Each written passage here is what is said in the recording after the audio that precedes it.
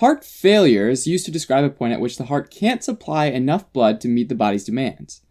And this can happen in two ways. Either the heart's ventricles can't pump hard enough during systole, called systolic heart failure, or not enough blood fills into the ventricles during diastole, called diastolic heart failure. In both cases, blood backs up into the lungs, causing congestion or fluid buildup, which is why it's also often known as congestive heart failure, or just CHF.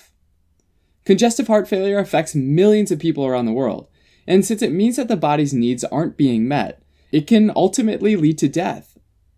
Part of the reason why so many people are affected by heart failure is that there are a wide variety of heart diseases like ischemia and valvular disease that can impair the heart's ability to pump out blood and, over time, can ultimately cause the heart to fail.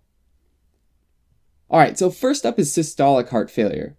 Kind of a mathematical way to think about this one is that the heart needs to squeeze out a certain volume of blood each minute, called cardiac output, which can be rephrased as the heart rate, or the number of beats in a minute, multiplied by the stroke volume, the volume of blood squeezed out with each heartbeat. The heart rate's pretty intuitive, but the stroke volume's a little tricky. For example, an adult heart might beat 70 times per minute, and the left ventricle might squeeze out 70 milliliters per beat. So 70 times 70 equals a cardiac output of 4,900 milliliters per minute, which is almost 5 liters per minute. So notice that not all of the blood was pumped out, right? And the stroke volume is only a fraction of the total volume.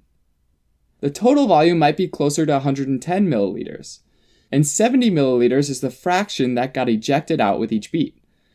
The other 40 milliliters kind of lingers in the left ventricle until the next beat, right? In this example, the ejection fraction would be 70 milliliters divided by 110 milliliters, or about 64%. A normal ejection fraction is around 50 to 70%. Between 40 to 50% would be considered borderline, and anything about 40% or less would indicate systolic heart failure, because the heart's only squeezing out a little bit of blood each beat. So in our example, if the total volume of the left ventricle was 110 milliliters, but only 44 milliliters was pumped out with each beat, then you have 44 milliliters divided by 110 milliliters, which is 40%. And we would say that person is in systolic heart failure. Now, in addition to systolic heart failure, you've also got diastolic heart failure, which is where the heart's squeezing hard enough, but not filling quite enough. In this case, again, the stroke volume is low, but the ejection fraction's normal. How's that? Well, it's not filling enough, so there's a low total volume, say about 69 milliliters. Well, even though both are low, 44 milliliters divided by 69 milliliters is still 64%. In this situation, the failure is caused by abnormal filling of the ventricle so that the chamber doesn't get fully loaded or stretched out in the first place. Another term for this is having a reduced preload, which is the volume of blood that's in the ventricle right before the ventricular muscle contracts. An important relationship between systolic and diastolic function is the Frank-Starling mechanism, which basically shows that loading up the ventricle with blood during diastole and stretching out the cardiac muscle makes it contract with more force, which increases stroke volume during systole. This is kind of like how stretching out a rubber band makes it snap back even harder, except that cardiac muscle is actively contracting, whereas the rubber band is passively going back to its relaxed state. Alright, so heart failure can affect the right ventricle or the left ventricle or both ventricles. So someone might have right-sided heart failure, left-sided heart failure, or both, which is called biventricular heart failure, each of which can have systolic or diastolic failure. Having said that, if less blood exits either ventricle, it'll affect the other since they work in series. So left-sided could cause right-sided, and vice versa. So these terms really refer to the primary problem affecting the heart, basically which one was first. Usually, left-sided heart failure is caused by systolic, or pumping, dysfunction. And this is typically due to some kind of damage to the myocardium, or the heart muscle, which means it can't contract as forcefully and pump blood as efficiently. Ischemic heart disease caused by coronary artery atherosclerosis, or plaque buildup, is the most common cause. In this case, less blood and oxygen gets through the coronary artery to the heart tissue, which damages the myocardium. Sometimes the coronary is blocked completely, and that person has a heart attack, they might be left with scar tissue that doesn't contract at all, which again means that the heart can't contract as forcefully. Long-standing hypertension is another common cause of heart failure. This is because as arterial pressure increases in the systemic circulation, it gets harder for the left ventricle to pump blood out into that hypertensive systemic circulation. To compensate, the left ventricle actually bulks up, and its muscles hypertrophy or grow so that the ventricle can contract with more force. The increase in muscle mass also means that there's a greater demand for oxygen, and to make things even worse, the coronaries get squeezed down by this extra muscle so that even less blood's delivered to the tissue. More demand and reduced supply means that some of the ventricular muscles starts to have weaker contractions, leading to systolic failure. Another potential cause would be dilated cardiomyopathy, where the heart chamber dilates or grows in size in an attempt to fill up the ventricle with larger and larger volumes of blood, or preload, and stretch out the muscle walls and increase contraction strength via the Frank-Starling mechanism. Even though this can actually work for a little while, over time it gets thinner and weaker, eventually leading to muscles that are so thinned out that it causes systolic left-sided heart failure.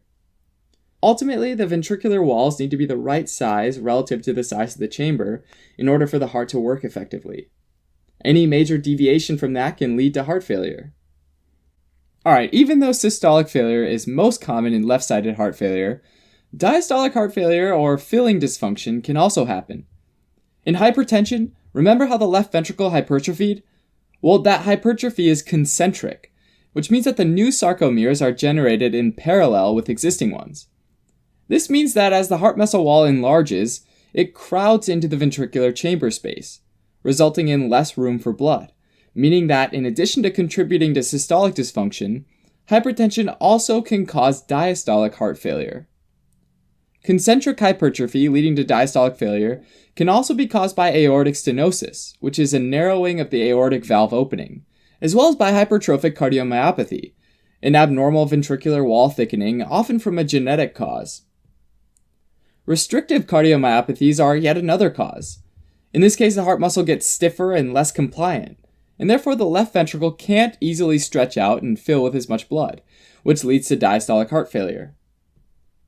When the heart doesn't pump out as much blood, there's decreased blood flow to the kidneys, which activates the renin-angiotensin-aldosterone system, ultimately causing fluid retention, which fills the heart a bit more during diastole and increases preload, which increases contraction strength, again by the Frank-Starling mechanism. Unfortunately, just like the other strategies, in the long term, retaining fluid so that more fluid remains in the blood vessels typically leads to a large portion of it leaking into the tissues and can contribute to fluid buildup in the lungs and other parts of the body, which can worsen the symptoms of heart failure. Alright, so a major clinical sign of the heart not being able to pump enough blood forward to the body is that the blood starts to back up into the lungs. A backup of blood in the pulmonary veins and capillary beds can increase the pressure in the pulmonary artery and can also result in fluid moving from the blood vessels to the interstitial space, causing pulmonary edema or congestion. In the alveoli of the lungs, all this extra fluid makes oxygen and carbon dioxide exchange a lot harder, since a wider layer of fluid takes more time for oxygen and carbon dioxide to diffuse through, and therefore patients have dyspnea or trouble breathing, as well as orthopnea, which is difficulty breathing when lying down flat, since that allows venous blood to more easily flow back from the legs and the gut to the heart and eventually into the pulmonary circulation. This extra fluid in the lungs causes crackles or rales to be heard on auscultation while the patient breathes.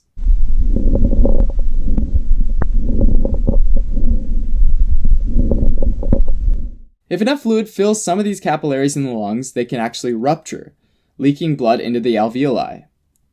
Alveolar macrophages then eat up these red blood cells, which causes them to take on this brownish color from iron buildup. And then they're called hemosiderin-laden macrophages, also known as heart failure cells. For left-sided heart failure, certain medications can be prescribed to help improve blood flow, like ACE inhibitors, which help dilate blood vessels, as well as diuretics to help reduce the overall fluid buildup in the body, which helps prevent hypertension from worsening the heart failure. Now let's switch gears and think about right-sided heart failure, which is actually often caused by left-sided heart failure. Okay, remember how fluid buildup increased the pressure in the pulmonary artery? Well, this increased pulmonary blood pressure makes it harder for the right side to pump blood into. In this case, the heart failure would be biventricular, since both ventricles are affected. Someone can also have isolated right-sided heart failure, though, and an example of this would be a left-to-right cardiac shunt. In these cases, there might be a cardiac shunt like an atrial septal defect or a ventricular septal defect that allows blood to flow from the higher pressure left side to the lower pressure right side, which increases fluid volume on the right side and can eventually lead to concentric hypertrophy of the right ventricle, making it more prone to ischemia, which is a systolic dysfunction, and have a smaller volume and become less compliant, which is a diastolic dysfunction. Another potential cause of isolated right-sided failure is chronic lung disease. Lung diseases often make it hard to exchange oxygen, right? Well, in response to low oxygen levels, or hypoxia, the pulmonary arterioles constrict, which raises the pulmonary blood pressure. This, just like before, makes it harder for the right side of the heart to pump against, and can lead to right-sided hypertrophy and heart failure. When chronic lung disease leads to right-sided hypertrophy and failure, it's known as cor pulmonale. With left-sided failure, blood gets backed up to the lungs. With right-sided failure, blood gets backed up to the body. And so patients have congestion in the veins of the systemic circulation. One common manifestation of this is jugular venous distension, where the jugular vein that brings blood back to the heart takes on more blood and becomes enlarged and distended in the neck. Also, in the body, when blood backs up to the liver and the spleen, fluid can move into the interstitial spaces within those organs, and they can become enlarged, called hepatosplenomegaly, which can be painful. And if the liver is congested for long periods of time, patients can eventually develop cirrhosis and liver failure, which would be called cardiac cirrhosis. Excess interstitial fluid near the surface of the liver and spleen can also move right out into the peritoneal space as well. And since that cavity can take a lot of fluid before there's any increase in pressure, a lot of fluid can build up in the which is called ascites. Finally, fluid that backs up into the interstitial space of the soft tissue of the legs causes pitting edema, where the tissue is visibly swollen, and when you apply pressure to it, it leaves a pit, and takes a while to come back to its original place. This generally affects the legs in most people, because gravity generally causes the majority of the fluid to pool in the dependent parts of the body, which is the legs when you're standing, and the sacrum, essentially the lower back, when you're lying down. Right-sided heart failure will be treated similarly to left-sided heart failure, especially because it's often a result of left-sided heart failure. Therefore, medications like ACE inhibitors and diuretics might be prescribed. With heart failure, we saw that sometimes the muscle wall can stretch and thin out, or sometimes it can thicken and become ischemic. In either case, those heart cells get irritated, and this can lead to heart arrhythmias. With an arrhythmia, the ventricles don't contract and sink anymore, making them less able to pump blood out and worsening this whole situation. In some cases, patients might be prescribed with cardiac resynchronization therapy pacemakers, which can stimulate the ventricles to contract at the same time and potentially improve the blood pumped out. Alternatively, for heart failure in general, some people might have ventricular assist devices implanted, or VADs, which literally assist or help the heart pump blood. In end-stage situations, though, where other forms of treatment have failed, patients might have a heart transplant.